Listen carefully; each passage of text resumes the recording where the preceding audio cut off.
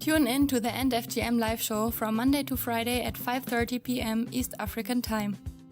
Find and follow us on Facebook, Twitter, and Instagram at End FGM Live. Reach out to us for inquiries, to report a case, or to support the show on WhatsApp +254 73 400 7674.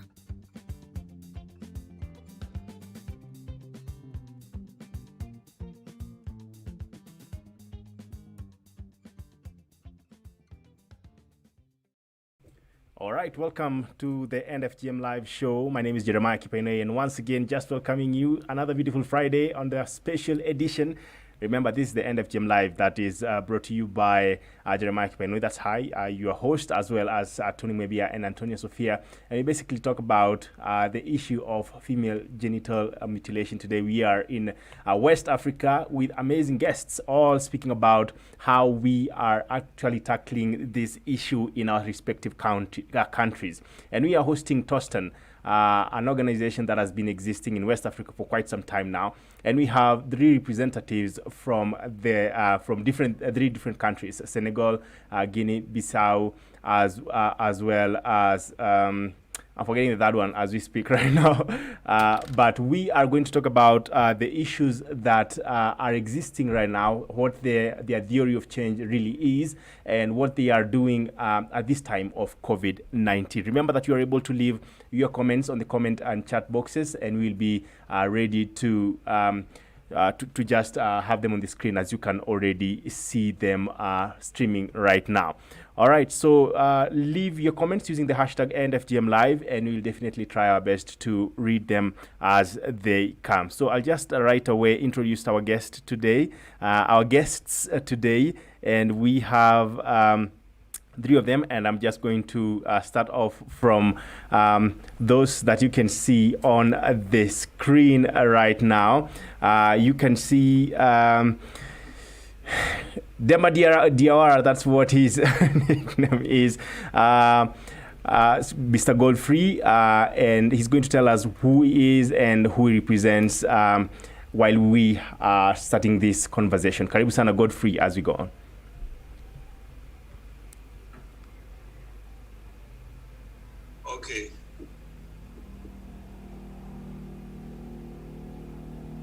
Okay, thank you very much, Jeremiah. All right. Thank you very much. We really do appreciate having you on this show. So we're just going to go straight on to who we have on this show today.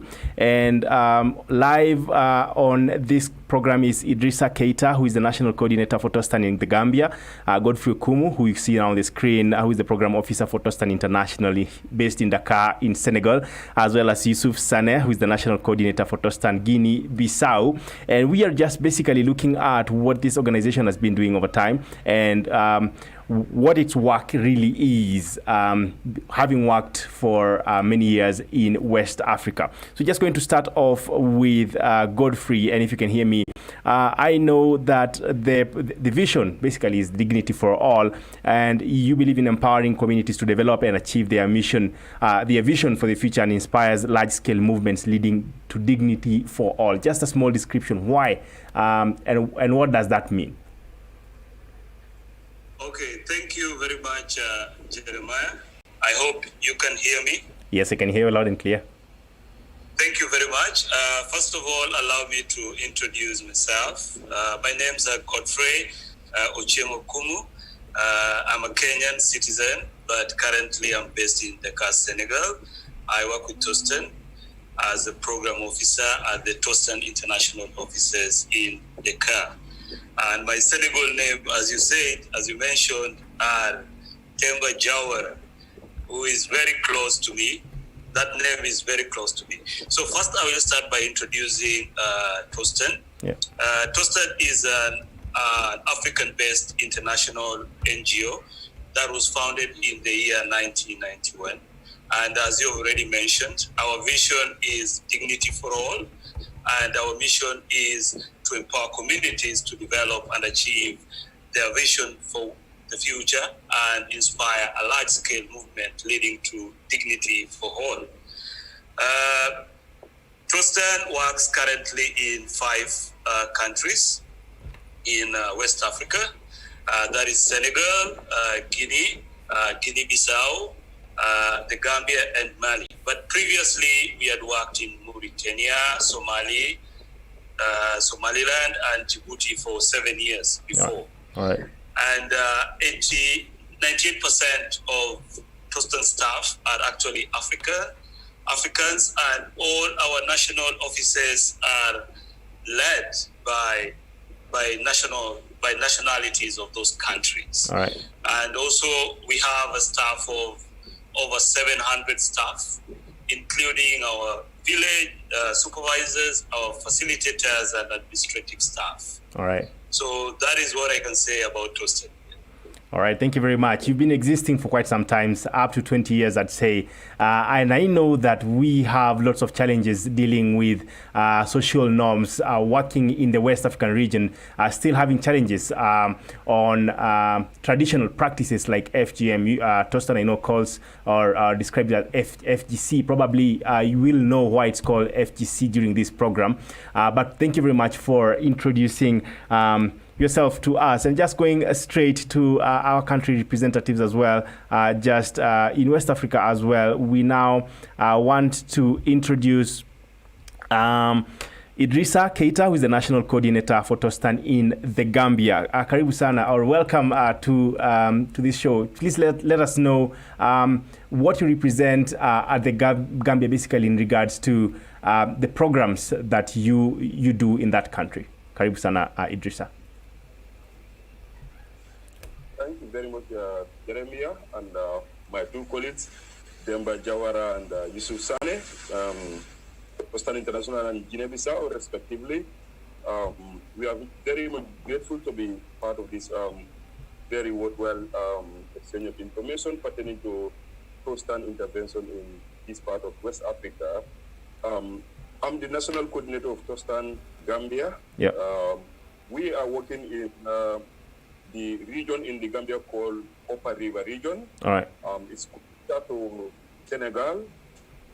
As you know, there are 7 administrative regions in the Gambia. Yeah. So URR is one of the regions that Tostan started working in partnership with UNICEF in 2006. Yeah. Up to date. Yeah.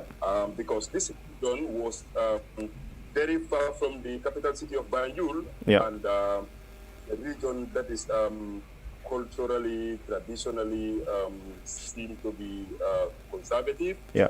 There were a lot of issues pertaining to the practice of FGC, child marriage, lack of education, health infrastructure, Yeah. empowerment in general, especially our relations in the household and in the communities. These were seriously lacking at the time of our intervention in this region. Yeah. Based on 2005 multiple survey that has conducted Gambia and UNICEF. So based on these human development indicators, Tostan was, based on the credibility of the organization in Senegal, they were invited to start the community empowerment program in the Gambia. Yeah. And they were directed to start their community empowerment program in the Upper River region. So since 2006 to date, this is where the region we are operating. All right.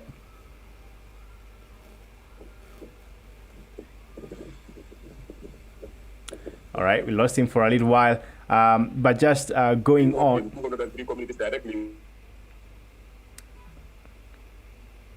All right, if you can. The 3-year community empowerment FGC, and currently all the communities where we work have declared their decision to publicly, voluntarily, and in a very serious manner declare their desire to abandon these harmful traditional practices. So hopefully we will discuss more in detail our strategy and how we got to where we are today. Thank you. Thank you very much for that. We lost you a little bit because of probably a connection with the internet, but thank you very much for that. Just quickly introducing Yusuf Sane, who is the national coordinator for Tostan in Guinea-Bissau. If you can hear me, Yusuf, a small introduction about the work that you've done and when you began in that country. When was the program launched and basically started running in that country? Thank you very much, Jeremiah, and to everybody who's listening.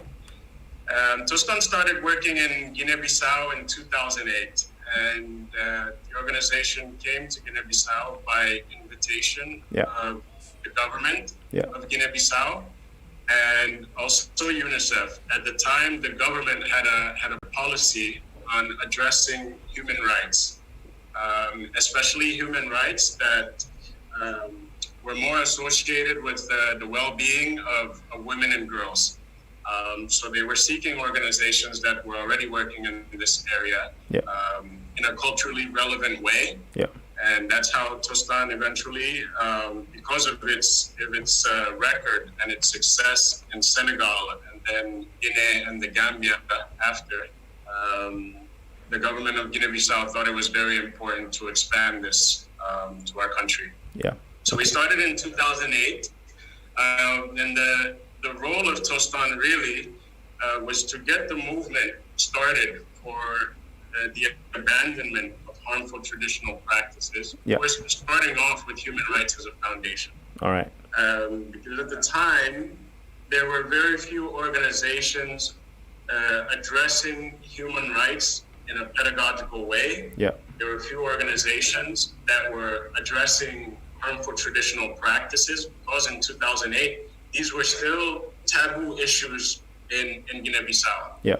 And when they were addressed, their communities were very defensive about the issues. They were very reticent to address the issues. And I think it was also because of the approach that was taken at the time, which was mostly naming and shaming. But we started with a partnership with 39 communities in 3 regions, in Bafata, Gabu, and Oyu.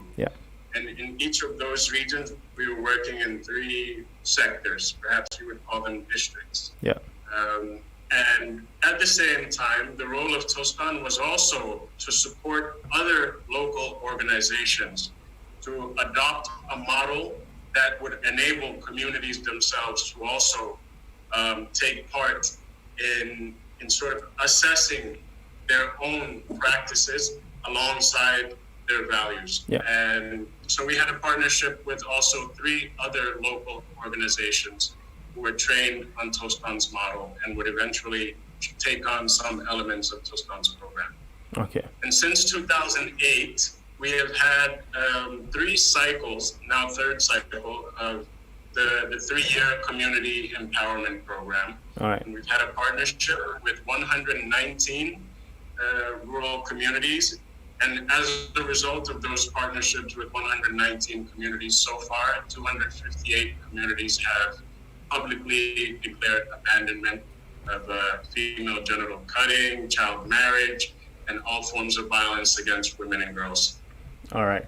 And I'll just go straight to the Tostan model, because we've spoken about different ways within which this organization operates and just does its programs. There are beliefs and there are ways within the organization reaches out to the communities. And one thing that came up over and over time is issues on how we approach the communities, how to better approach these communities, as well as make sure that we pass the message in a non-aggressive, or say, in a non-judgmental way.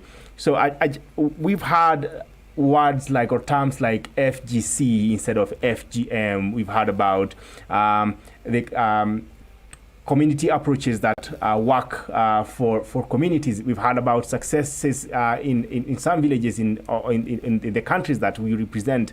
So I'm just going to go straight to what Godfrey started off with, and I just ask, what is the Tostan model, let's say? Is there a specific model that you would say this is the Tostan model? Thank you very much, Jeremiah. Let me talk about the Tostan model. Yusuf and Idrissa has mentioned some of the components of Tostan model.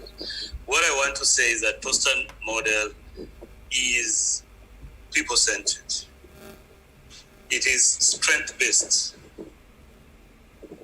It starts with the positive, and then people get in the process of discussing and building consensus on how to influence change within themselves.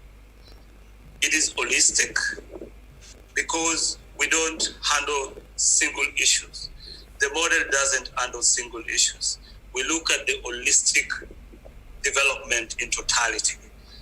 Our program is based on different aspects of development. We focus on health, education, environment, economic development, and also on issues around supporting communities to be able to aspire and achieve all these things in totality. So the model is non-judgmental. It doesn't judge. All right. Because we believe that communities have the solution to their problem. Yeah.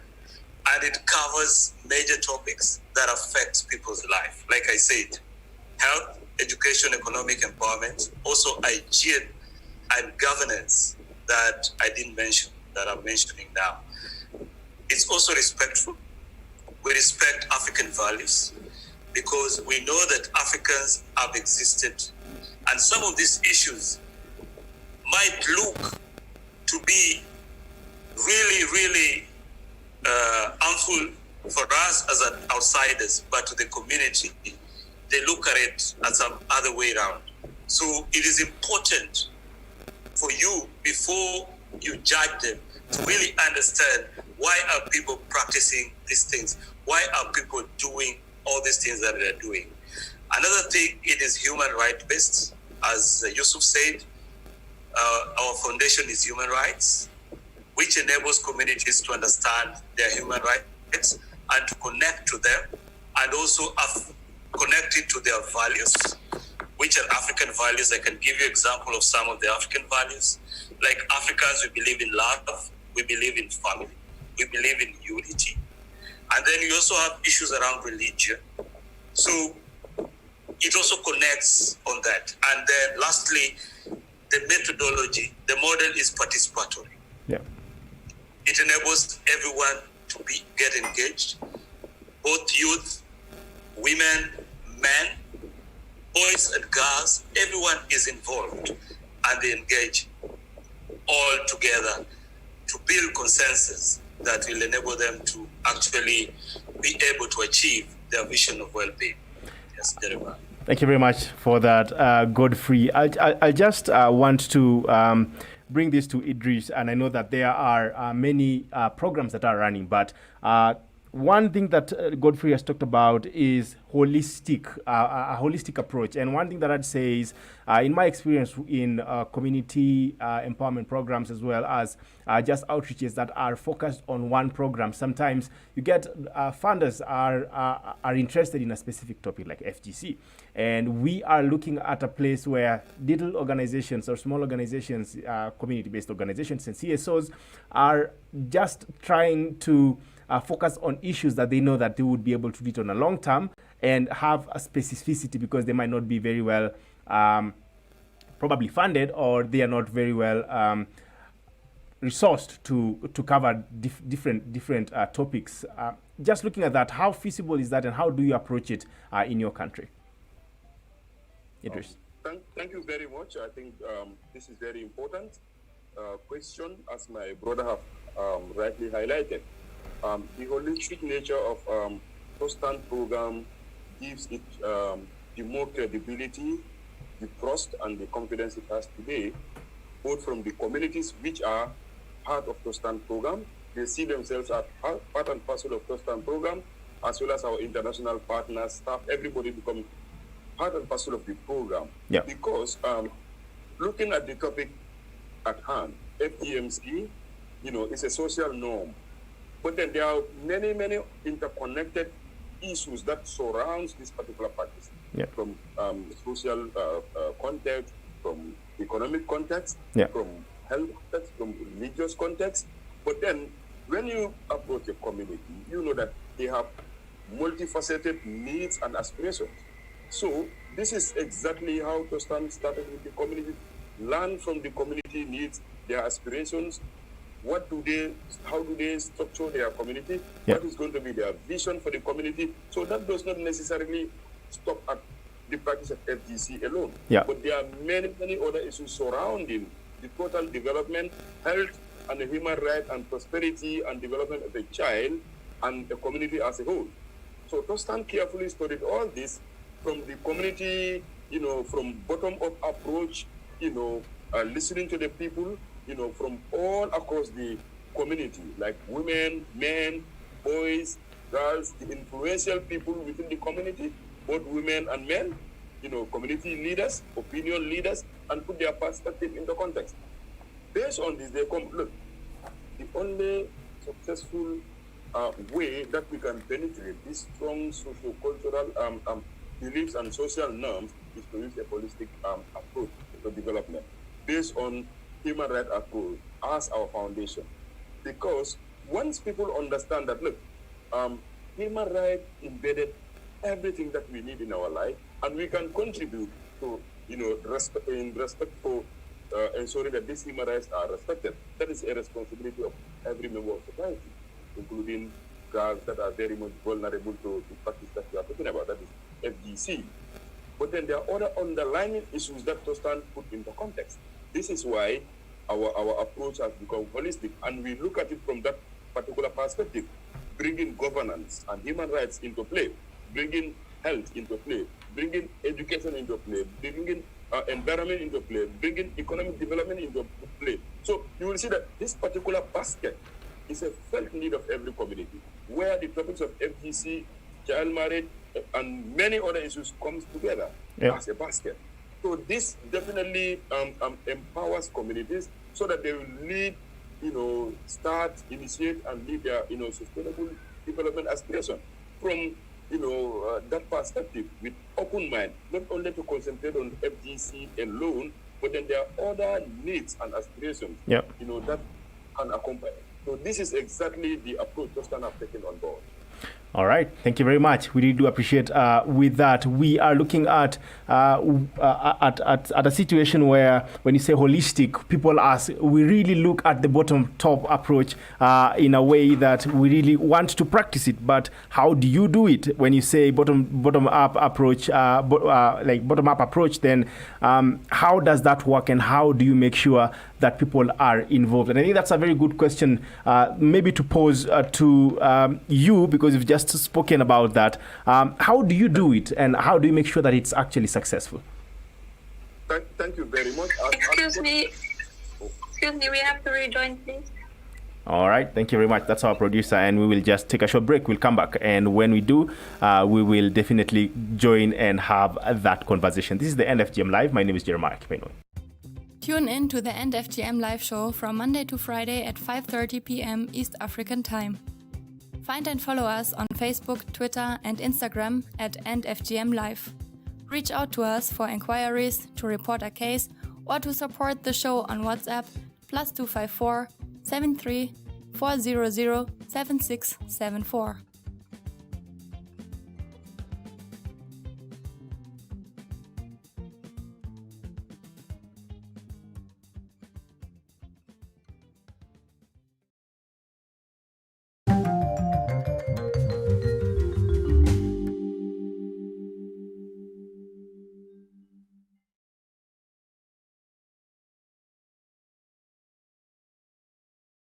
All right, thank you very much for joining us once again. This is the End FGM Live. My name is Jeremiah Kipane, and today we are in West Africa, and our guests are actually all from the same organization, waiting for just them to rejoin in. But remember that you're able to leave a comment in the comment section, and we'll definitely do our best to have you just on board. This is the End FGM Live, produced by Tony Mwebia, Antonia Sophia, as well as Sonyanga Weblem here in Kenya. And today we are hosting guests from Tostan in West Africa.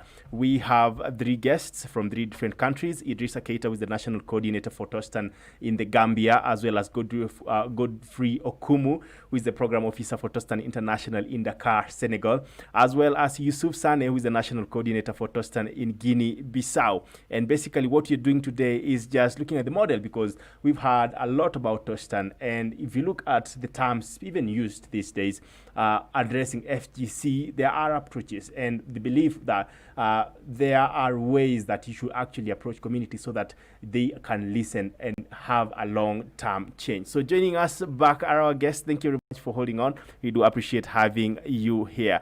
And you were talking, I had asked a question to Idris, and I had basically asked, how do you make sure that this is actually sustainable, that you are able to have a bottom-up approach, basically?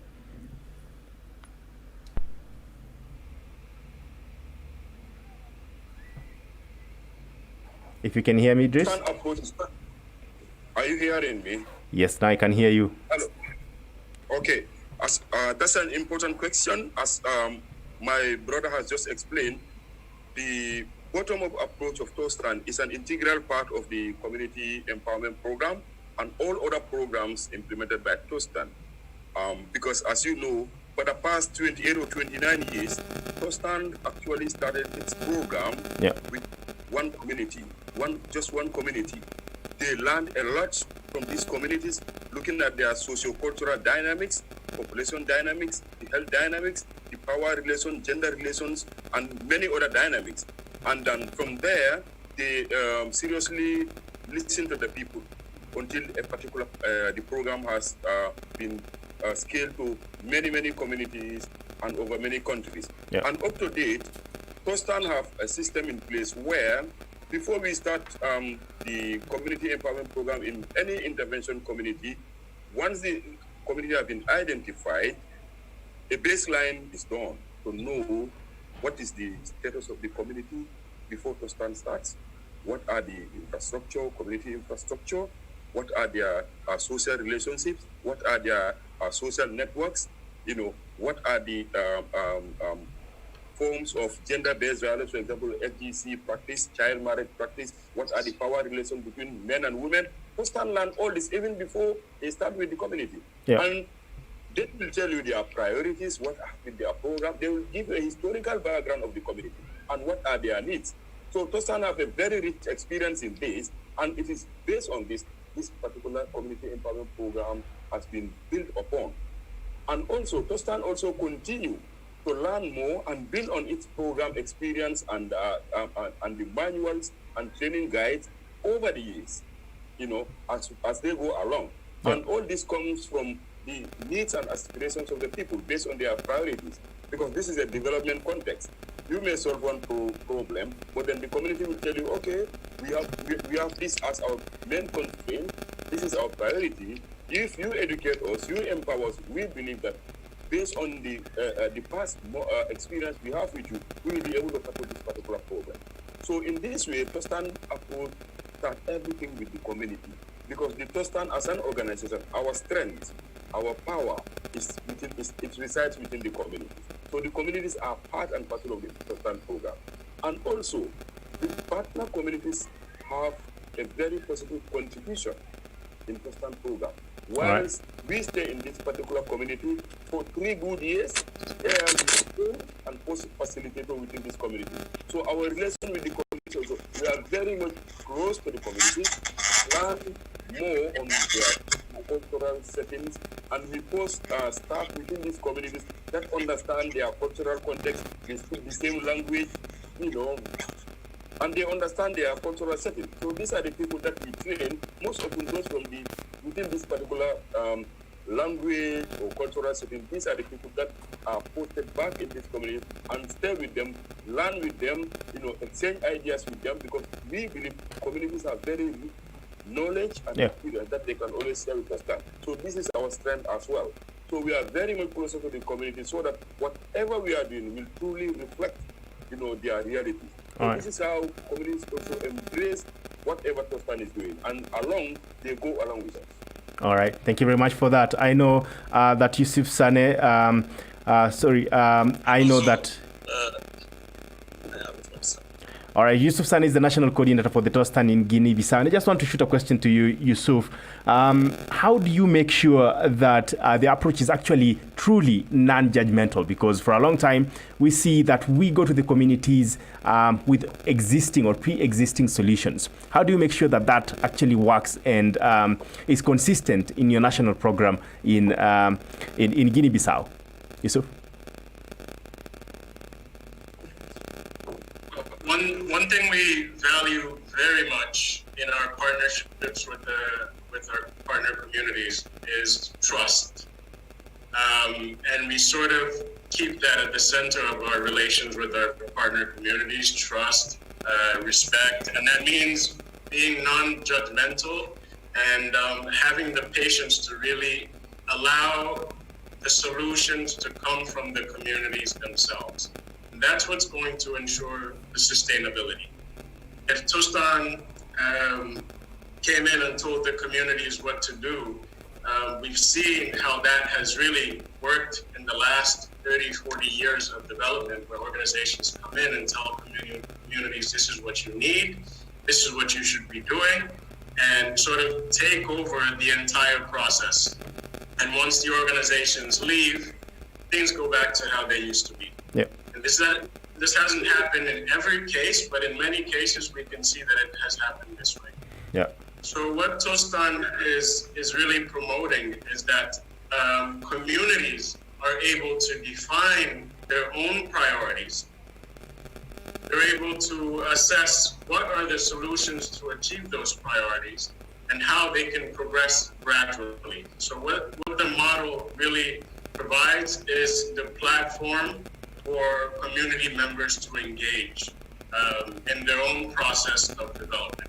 So what we have is class participants who take part in classes with a Tostan program facilitator, who of course opens a session about human rights, for example, and we know in this session that the community members all have their own ideas. Yep. They're all able to think critically, and they're able to make decisions that can have an effect on their family members, on their communities, and the rest of their social networks. So actually, a good part of the strength, and I would say the resources that we would need for the program to be successful are already found in the partner community. Yeah. So now this engagement is the important factor. And so dialogue then becomes very important in this kind of situation, where the community members, we have many issues, especially in our context, in our environment, that are considered taboo. And because they are considered taboo, nobody is discussing it, nobody's talking about it. These issues continue, and they continue for generations. Yeah. And what the class allows is a safe space for participants, for the communities to discuss these taboo issues. Of course, they don't do it right at the beginning. As my colleague said, we start with the Human Rights Foundation. And once everybody really established what is the human rights situation in their community and in relation to their collective values, in relation to their vision of well-being, their vision of the future for well-being, they're able to assess where are we on this trajectory towards the achievement of our vision of the future. And what do we need to do? I think something we emphasize very much in the classroom is what are our responsibilities? And I mean the participants and the community members. What are our responsibilities in promoting this human right? What are our responsibilities in solving this problem or finding a solution? And amongst us, who is responsible for which role, which roles? And that already puts the community members in a situation where they feel like they know they are leading the process. And this continues even in the post program. And one thing that's very interesting, and we're learning today, this continues even in crisis situations where we see the COVID crisis has started and community members already finding solutions in terms of what hygienic practices should be promoted. They were already finding which partners they should collaborate with to ensure that they had the resources to promote hygiene within the community. And the community management committees are very important in this whole cycle of interaction, ensuring that whatever is learned in the classrooms is taken to the rest of the community members. And all right. Whatever the community has decided is taken to the rest of their social network. All right, and that's very important mentioning that, because we've been speaking about how can you truly involve everyone, and you just mentioned community management committees, which are basically, as I understand, committees which involve and include all ages as well as genders in that community. And I would like, as Godfrey adds some flesh into what had been mentioned before, because I see that he has some comments to add. But I'm just looking at how would you make sure that this actually works from bottom top using the community management committee. So just to you, Godfrey, as you expound more on what had been said earlier, just mention to us how does community management committees really help in making sure that everyone is involved and basically development is truly devolved. Okay, thank you very much, Jeremiah. Actually, that is what I wanted to add based on Idris's input. When the program starts, the Community Empowerment Program is a 3 years program that evolves in different phases. When it starts, one of the first things that are done at the initial stages is to start establishing community structures that will ensure that they sustain the actions that they agree on. As Yusuf has clarified, is that they agree on certain actions. All right. Like, how do we really want to achieve a community of well-being? All right. So this structure is established at the initial stage of the program. Okay. And it's the role of the Community Management Committee to ensure that the community members participate in the sessions that are facilitated during the Community Empowerment Program. All right. So the Community Management Committee is a community-driven structure that is managed by the community and it's owned by the community. And it remains to be part of the community even post the 3 years intervention in those communities. And it's established, and the membership is holistic. There is youth representatives. There are both male and women who are part of this management of this community management committee. And every community management committee has what we call a subcommittee, or in West Africa we call it commission. And each commission is in charge of those thematic areas I talked about. All right. We have a commission on education, we have a commission on health, we have a commission on environment, and also commission on peace and security, all right, and also commission on child protection. So it is the role of each commission to ensure that the decisions that are being deliberated upon during the classes are actually realized and they are sustained and they are monitored, and they have to report back to the larger community on what they're doing. So the Community Management Committee is answerable to the entire community in terms of decisions that are being agreed on. And also, as Yusuf said, how does this reach everyone? Because not everyone comes to the classes. During the sessions, the participants are expected to adopt a member of their community. So when they go back, they actually share what they learn, because not everyone can be part of the classes, because the community has to continue with their normal life. Yeah. If we assume that everyone has to be part of the class, then that is not a reality. So what happened when they go back, they adopt a community member and they practice some of the skills and they share with them some of the actions that they agreed upon or some of the consensus that they built during these classes that they need to build now a movement like what Yusuf said about. And also in the class, we have the social mobilization subcommittee that is also responsible to ensure that these actions are diffused within their community and also to their social network. Because these communities, they don't live on their own. They also have social networks that they intermarry with, that they do things with together, that also have to be part of this decision. So when they agree and build consensus, they have to diffuse this, and this is what we call a Tosan, the strategy of the organized diffusion strategy. That is the Denver Jawara organized diffusion strategy. Yeah. So it is during this time that now they reach out to their social networks and they communicate and share this actions that have been agreed in the classes that they need.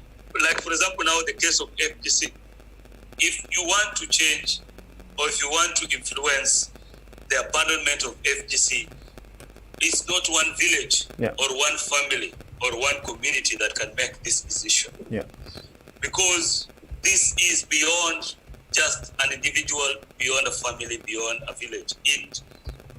It relates to the interconnected, the intermarrying communities. Because some of the reasons why some communities still practice some of these social norms are related to their values. And as Yusuf said, when during those classes, based on the human rights principles foundation, the communities have the opportunity to deliberate or to reassess some of these practices and the values that they have as an African. And this is what we call value deliberation. All right. They agree and look at them and see, for example, this practice, which value does it reinforce? All right. And then they deliberate on it and build a consensus on it.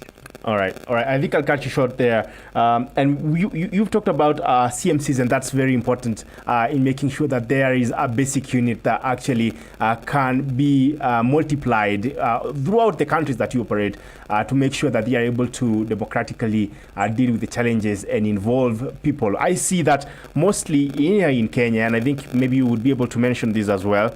Here in Kenya, we often see that those in leadership positions of power, we have the leaders, the elected members of parliament, as well as even MCAs on the ground, are basically mostly the powerful people who make most of the decisions representing us in our parliament. It's a system that is developed in regards to how the government operates. But looking at where we are right now, we also see a devolved system. Here in Kenya, we have, for example, the Nyumba Kumi, which represents the office of the president on the ground.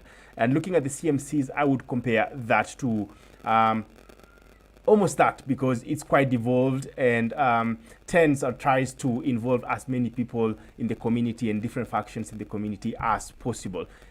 So that's a very important point. We'll just take a short break. When you come back, we'll just talk about how you're coping with the situation for COVID-19, because I already see questions coming in. For example, I see Dr. Anne-Marie saying, Anne-Marie Middleberg says, do you see an increase in FGC cases in Tostan villages due to COVID-19? We'll come back after that and we'll tackle that question then. For those who are watching, remember that the End FGM Live is live on Facebook, Twitter, as well as on YouTube. So search for End FGM Live and you will definitely be able to tune in. Stay tuned. Tune in to the End FGM Live show from Monday to Friday at 5:30 p.m. East African Time. Find and follow us on Facebook, Twitter, and Instagram at EndFGM Live. Reach out to us for inquiries, to report a case, or to support the show on WhatsApp +254 73 400 7674.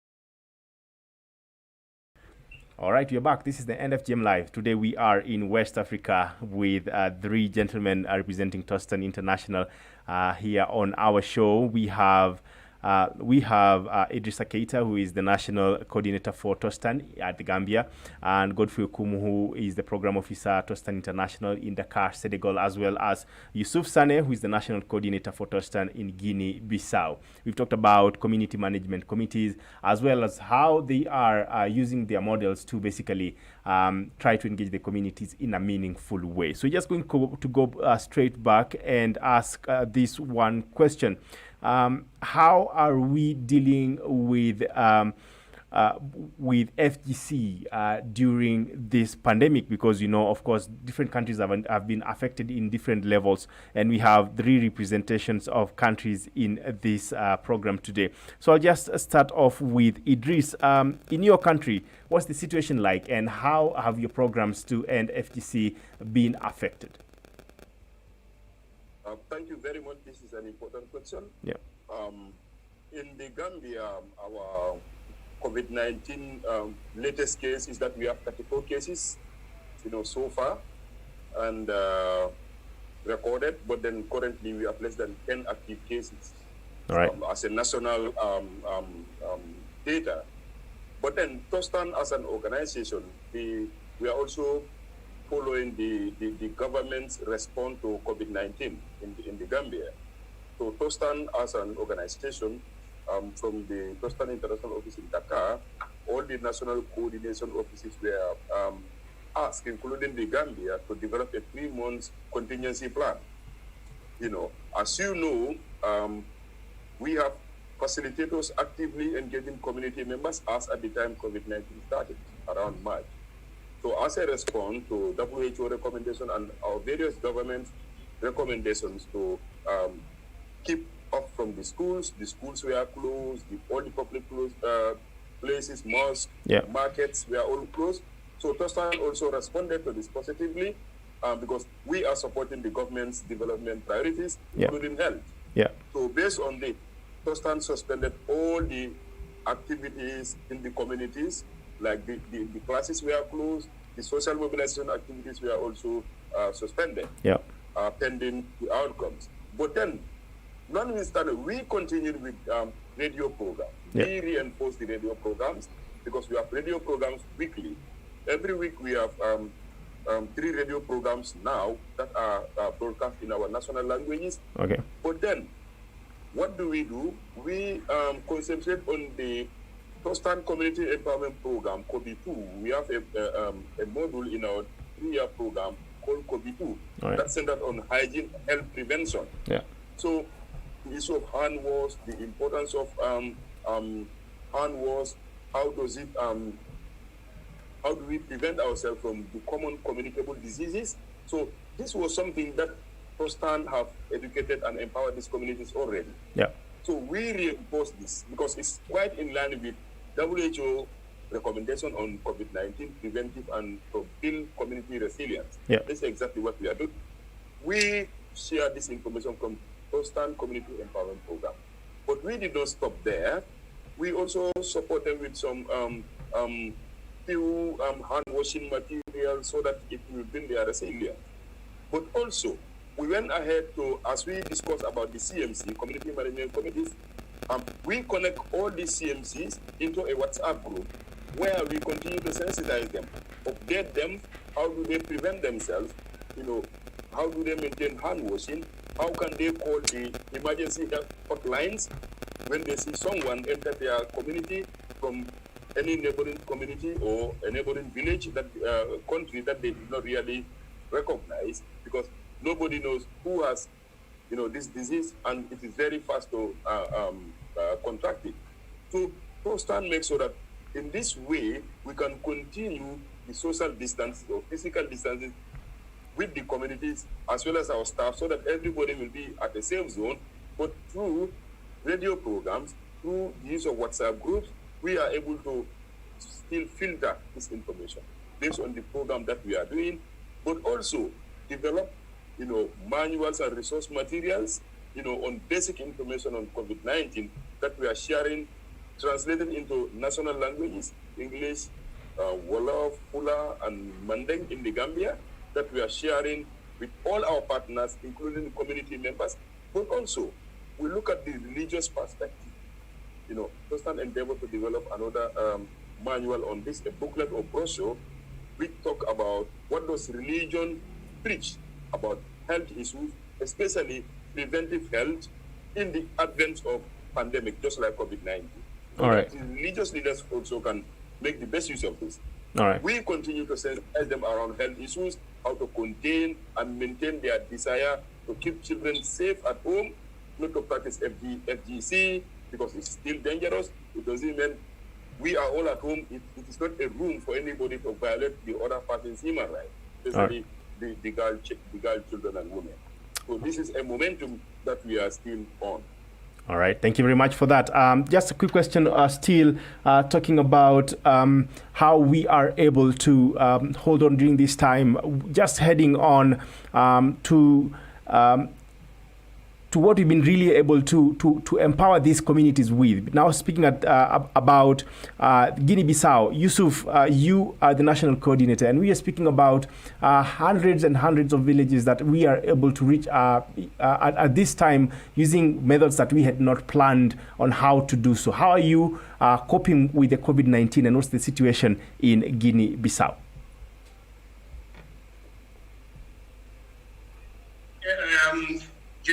One of the things we hear very often today from our partner communities, especially about when they're listening to the radio and, they're seeing the brochures, is that this is what we have been doing for the last 3 years.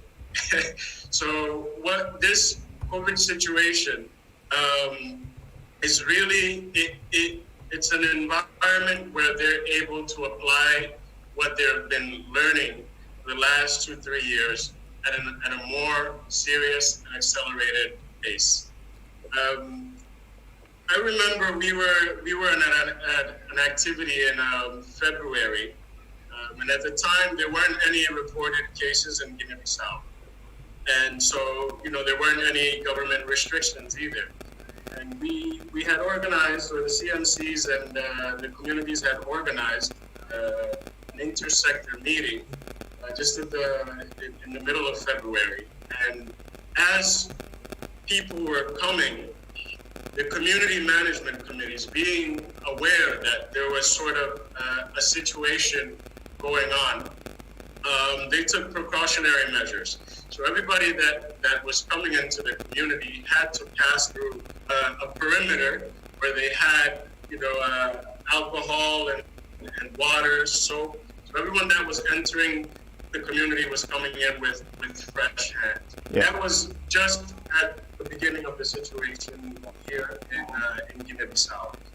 What we're also seeing is that CMCs are also addressing the non-health related, if you could say, outcomes or results of the COVID situation. And what we see here is that community management committees who have a community development fund that has been growing over the last 2 years. It's a fund that they actually received from Tostan as donation. Right. That donation was supposed to support community development projects around the community. So now communities are now assessing, based on the COVID situation and sort of the restriction of movement, even of finances, or the allocation of finances towards the health sector, who is ensuring that communities have what they need to continue ensuring their livelihoods. And the community management committees have realized that there's a gap between what was provided in a year where there wasn't a global health crisis and what's being provided today. All right. So community management committees are now offering some part of their community development fund to people who have a project that they have already designed and they need funding for it. They're also offering social support through their community treasury for people who are most in need, and they have emergencies that they need support with. So we see that the community management committees are supporting people in terms of their immediate urgencies, and they're supporting people, enabling them to continue with whatever projects that they may have had. This is what I could extend beyond what Idrissa has already mentioned in terms of community management committees that are definitely ensuring that they have the correct hygiene and health measures around the community to ensure that the virus, if it arrives, it's not being propagated. They're also supporting the social norms aspect of the prevention initiatives. And we know how we live in Africa. People live in family. People live in groups. Yeah. And we live very close together. Yes. And these are just the conditions that would help the COVID situation, that would support the COVID situation to get worse in each of the countries. So now the communities, we've shared very important information with them from brochures in the national language to ensure that they understand what are the social norms and practices and behaviors, such as social distancing, that can ensure that the virus is not spreading. All right, thank you very much. We'll come back after a short break. And one thing we'll be talking about when you come back is this organization has been there for a long time, more than 20 years, as we had said before. And we are still talking about FGC in these communities, still speaking about the holistic approach in development. How does that work in making sure that this actually does not continue? Because for very many years, we've been tackling this issue. And it seems like during this COVID-19 period, at least here in Africa, at least here in Kenya, we are seeing a surge in cases of FGC. So how is the situation? And with having empowered these communities for all that time, why do we still have that situation in those villages? Short break, and when we come back, we will talk about that issue. This is the End FGM Live, produced by Jeremiah Kipainoi. That's hosted by Jeremiah Kipainoi. That's I, together with Tony Mwebia, who is the producer, Antonia Sophia, and Sonyanga Ole. Nice.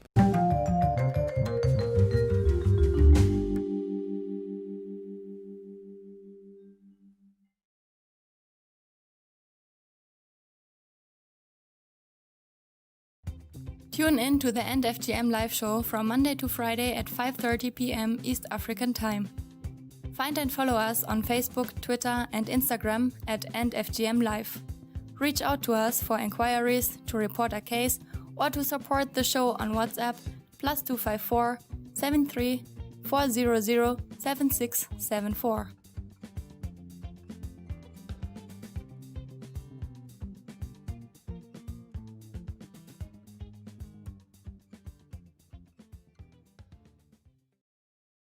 All right, we're back. This is the End FGM Live. My name is Jeremiah Kipainoi, and we are in West Africa today on our special edition, hosting different representatives, national coordinators, as well as program officer from West Africa representing Tostan. And we have Idris Keita, as well as Godfrey Okumu and Yusuf Sane. Idris is the national coordinator for Tostan in the Gambia. Godfrey is the program officer for Tostan International based in Dakar in Senegal, as well as Yusuf Sane, who is the national coordinator for Tostan in Guinea-Bissau. And what we are now speaking about is we have had, and it's a question that we always ask in this show.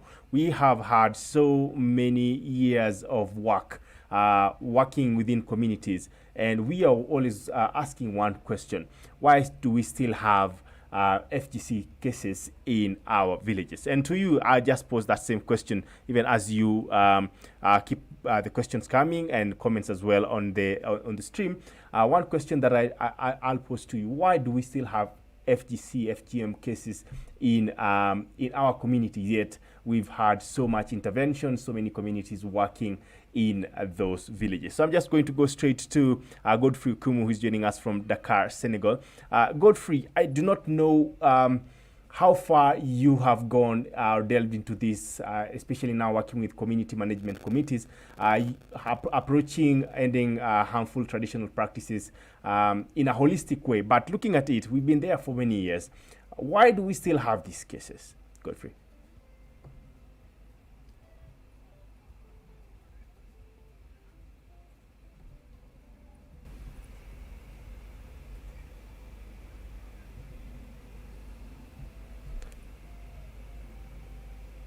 Mentioned before. Sorry, Godfrey. Sorry, there was a technical hitch. Godfrey, just start off again. Sorry.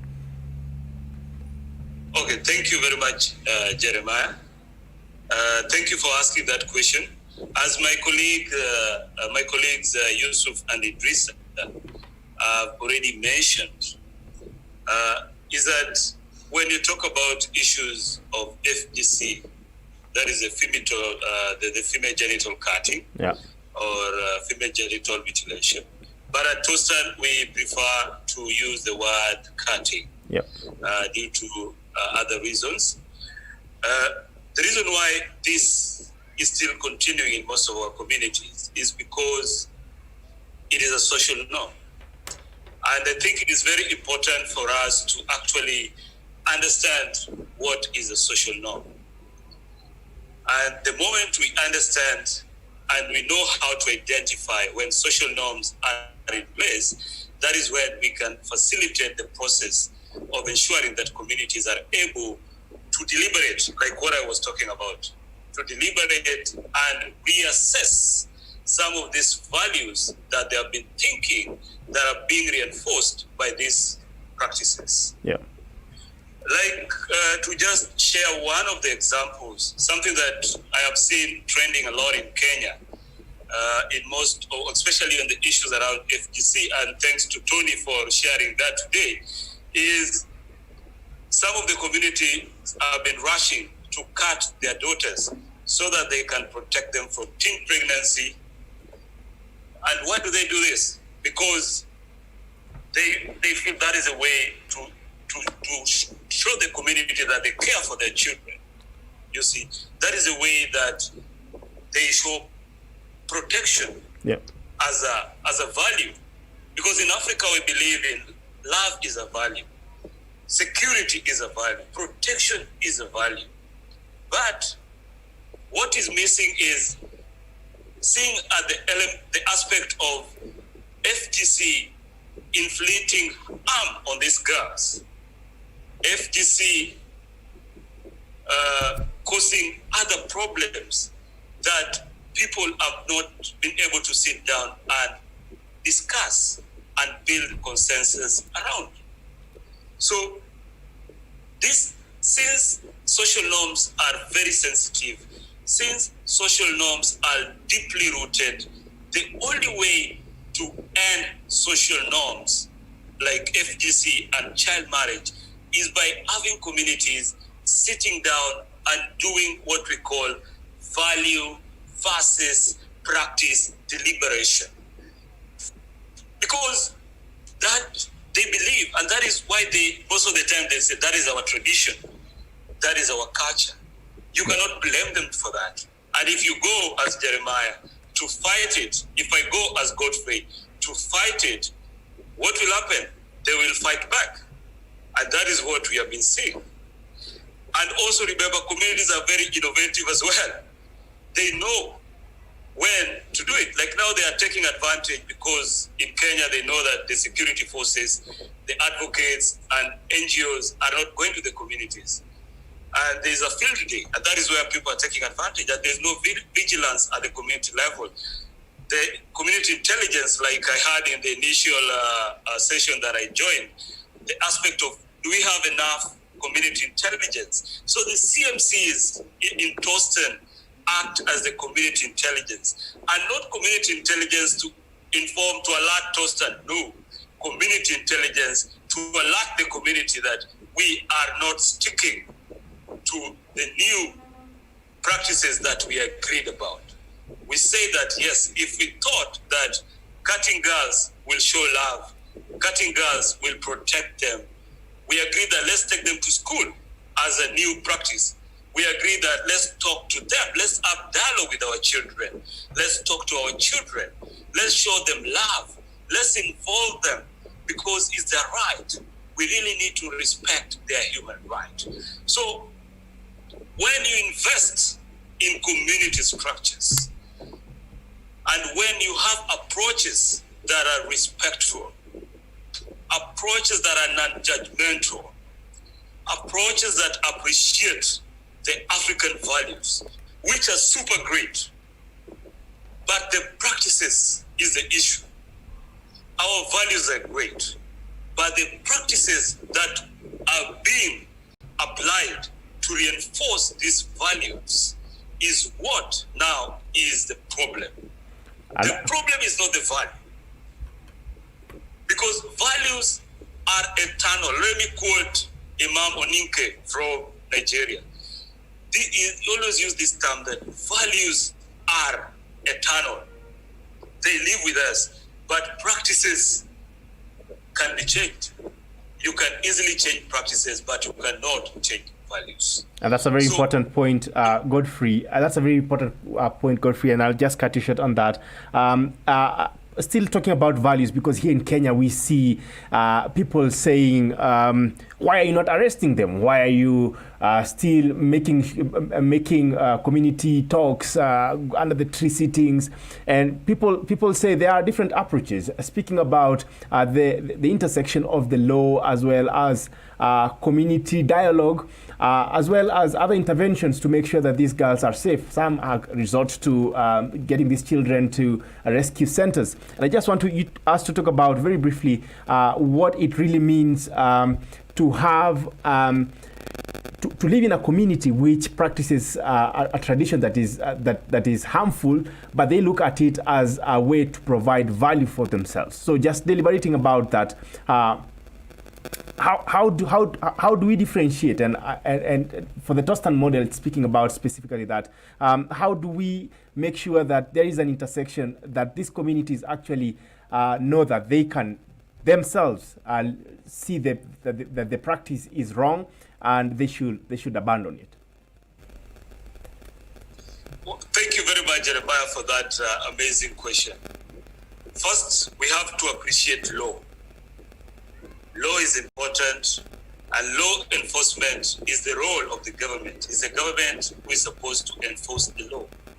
But at times also the government find themselves in really difficult scenarios or difficult situations. Like I know in Kenya, during the last special session that we had, is that, yes, they are arresting, but how many people have been prosecuted? It's just a few number that you can talk about. And then there are issues of witnesses. Yes, the cases go to court, but the witnesses are compromised. Have we ever asked ourselves why they are not comfortable to go and stand against their own people? Have we ever thought about that? Some of these can hinder communities from reporting certain cases that are affecting them. Because remember, we are living in societies where people have been made to be silent, because silence has been part of our life, even when you are suffering. But if there is a safe space, like what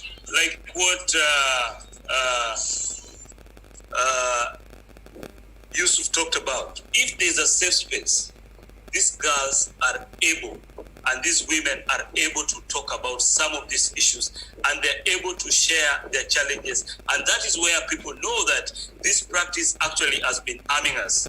It has been inflicting pain on us. And then they agree that if we really respect their right, then it is high time we really need to stop. It's high time we really need to look for an alternative. But this is based on consensus, because it is not easy for them to accept. So what I'm saying is that law alone cannot work. Okay. Law alone cannot work. We need to ensure that we have a way to make communities feel safe and secure to share and be part of the judiciary or part of the judiciary system and all that. So law alone cannot help. It has to be complemented with other things, like we are talking about the holistic aspect of everything that you're talking about. Yes. Thank you very much. We would like to bring this to a close because we are way out of time right now.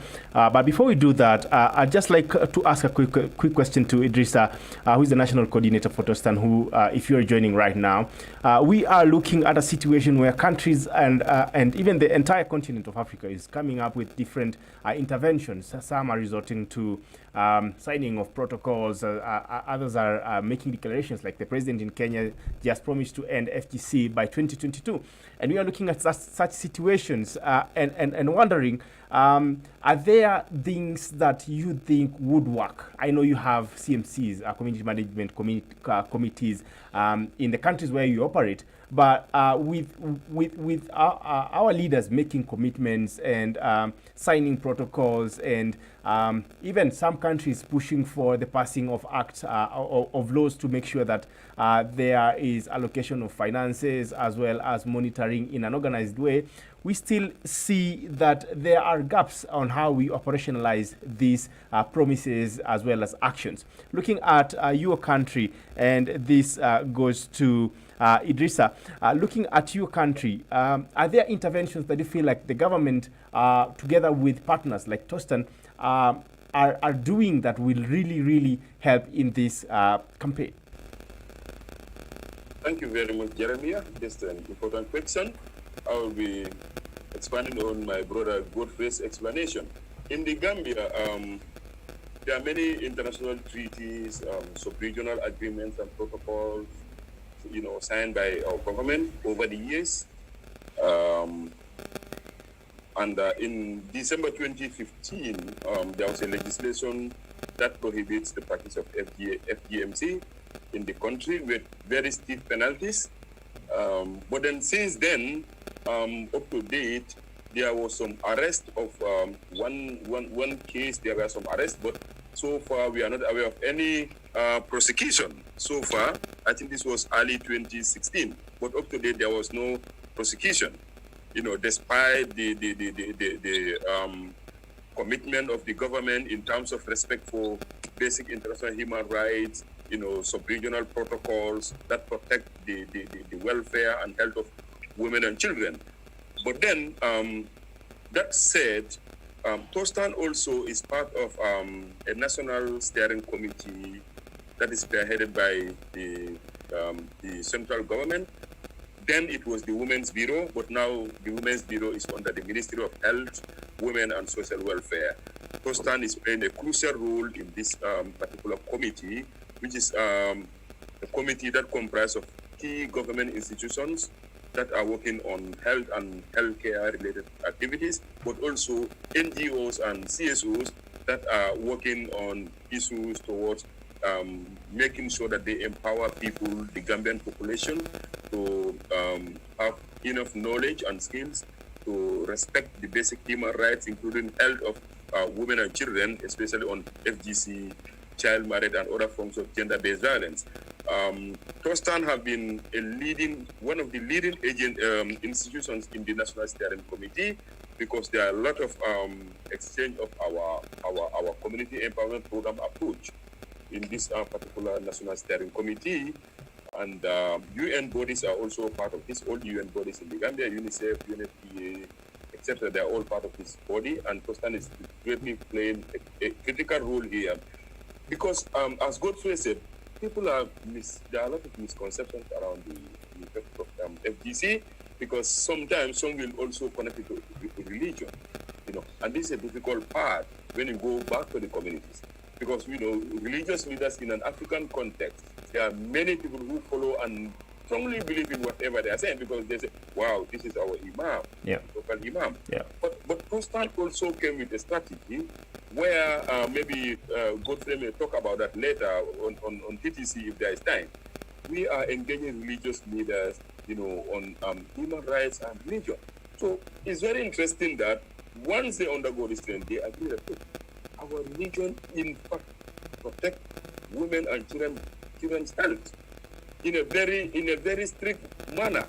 Hopefully, we cannot even respect all those, that are embedded in our various groups of religion in order to protect and safeguard the human rights of women and children. So this is meant to empower the religious leaders to be able to delink religion and human rights. Also to delink the practice of FGMC and religion. Because in many countries, like our own country, that is the Gambia, there are other tribes that are also religious. They are Muslims, but they are not practicing FGMC. And it does not affect their religion in any way. So you can see, so by taking imams that are the religious leader with a lot of followers, engaging them, empowering them, exchanging information from religious perspective, from human rights perspective, from health perspective, to bring them together, we believe we can have a breakthrough. And I think this is getting a momentum within Western countries where we are working, because we are engaging in a lot of religious leaders as a particular cohort that can support this movement to abandon FGC in various countries. All right. Thank you very much for that insight. Really insightful, let's say, in letting us understand how governments really play a role, as well as other partners in working with the community in whatever model is in those in that country, basically, or programs that are running in that region. And just to Yusuf. For those who are joining or just joined us when we did not mention who is on the show, Yusuf Sane is the National Coordinator for Tostan in Guinea-Bissau. And same question, very briefly, we are looking at a situation where the governments are making have different approaches on dealing with FGC in regards to policies as well as declarations, and just ways in which they find it as sensible to bring change in regards to social norms in their communities. I don't know how it is in your country. Is there something that really works, that you feel that the CSOs together with the government are doing something that is impactful?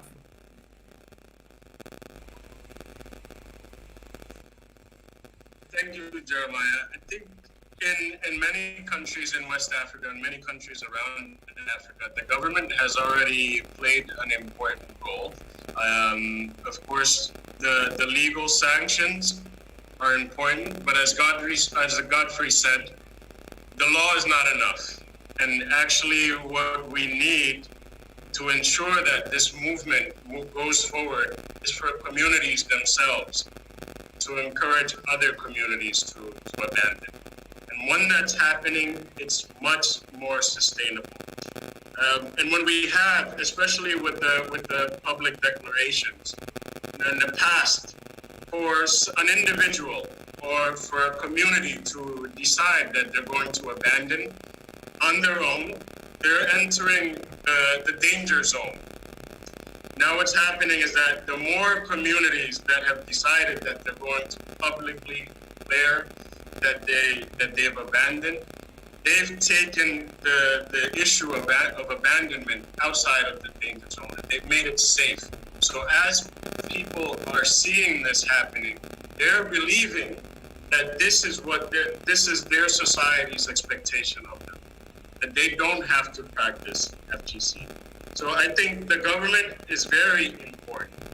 And if we're going to reach the tipping point in this movement towards abandonment of female genital cutting, it's going to be with the support of the communities who reach out to other communities and say, especially the communities in their social network, and say, listen, we have learned about the harmful consequences of this practice. We have decided that we are going to stop, and we want to share with you why we have decided to stop. We believe that once you learn why, you will decide to stop also. All right. And so this process starts to expand, because the more people are doing it, the more people will see it, and the more people communities where we have never been will gain awareness of what's happening. And that's building the critical mass. It's time for us to do it as well. So I think if we're really going to scale impact in this area for women and girls, it's going to be through communities doing it themselves. All right. And I just want to bring this to a close by asking each of you from Godfrey, if there is one thing that would bring an end to FGC, and it's a question I always ask different people in this program, if there is one thing that you would say would end FGC in the countries that you represent, in Senegal as well as Guinea-Bissau as well as the Gambia, what would that one thing be? And if it doesn't exist, maybe what approaches then do you think would really truly end FGC in those countries? To you, Godfrey. First, one thing I have to say is we have to listen respectfully. Listen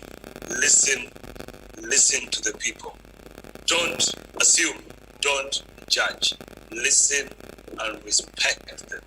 Understand why they did that. Don't conclude. Listen, that one, respectful, that is it.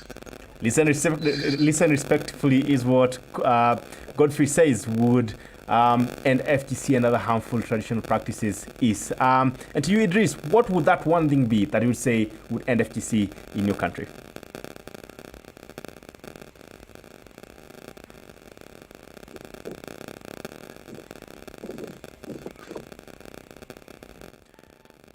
Idris, if you can hear us, what would... Yeah. Hello, are you hearing now? Yes, we can now hear you. Thank you. That one will be similar to what Godfrey said. We give more respect to the community because this is a critical value of Tostan, respect for the communities, but also scale the program into more communities because they are asking more of what Tostan is doing, because the communities is like, the communities and the practice of the coaching is like supply and demand. You know, if there's no supply, if there's no demand, there will be no supply. And here, in the work of the practice of FGMC, the demand side of the issue is more important. This is the communities. So once the communities are empowered, they will not demand for this service. So there will be no supplier available. So they will all be redundant. So we believe this will be more sustainable. Thank you. Thank you very much. Very insightful as well. Thank you very much for that. As we wind up, to you, Yusuf, one thing that would say would end FGC as well as other harmful traditional practices in your country. What would, if you had all the resources, what would that one thing be?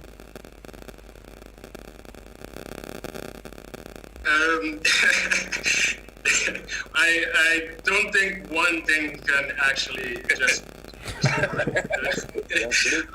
but if I could summarize all of the different pieces that it would take, I would probably say understanding. I genuinely believe that all of the communities that we work with want to contribute to their own well-being.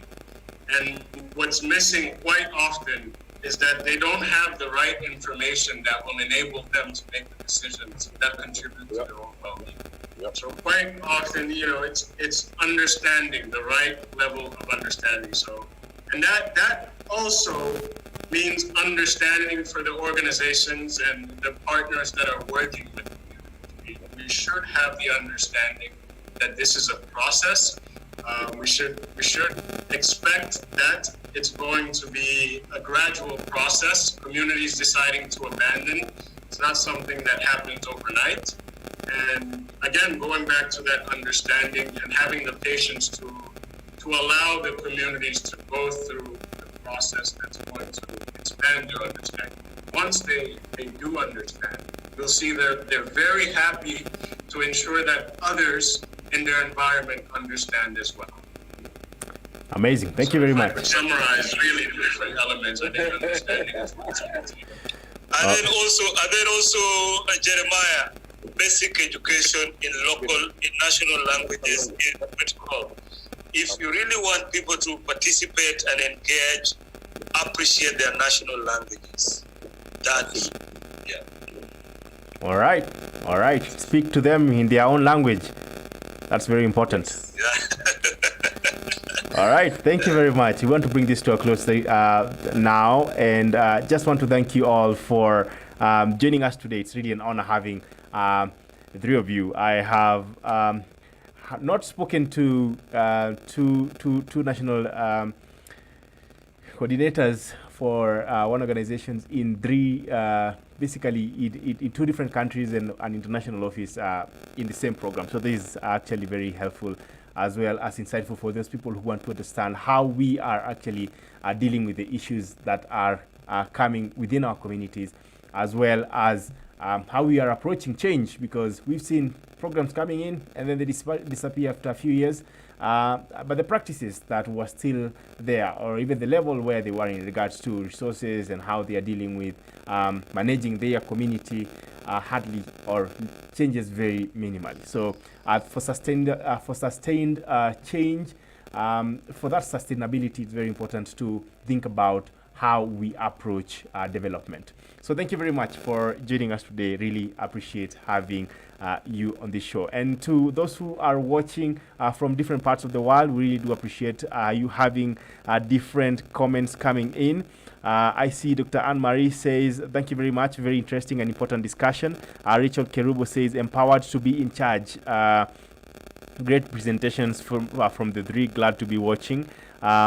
And Sonyango Lengai says, what are the risks and challenges when it comes to replicating the down-up model in West Africa? Maybe we touched on that. Maybe we can still do a follow-up on such coming questions as we still continue this conversation after this call. Just to thank you for joining us today.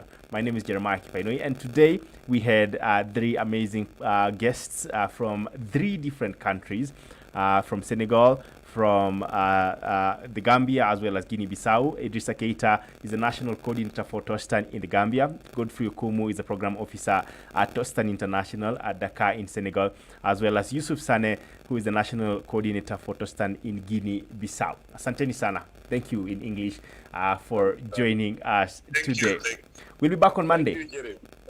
Thank you very much. We will be back on Monday, still talking about FGMC in our countries and our regions, speaking about Kenya, because we are still grappling with the last of the 22 hotspot counties. So stay tuned, and we will look at what interventions and what people are doing to end FGC or FGM, for those who know it that way, in our country and in Africa in general. Kwaheri is all I would say now, and see you on Monday.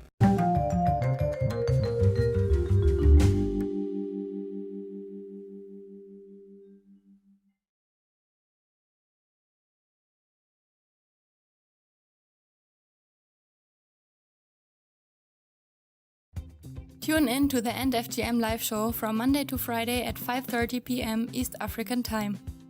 Find and follow us on Facebook, Twitter, and Instagram at End FGM Live.